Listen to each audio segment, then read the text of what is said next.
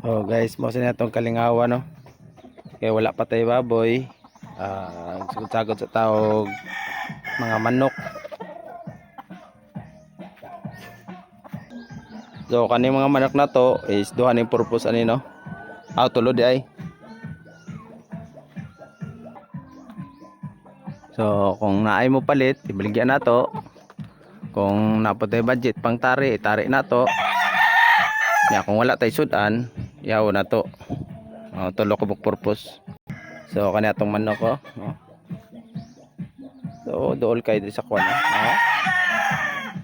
Puwing kapayas, manok, malunggay, gagmay pa.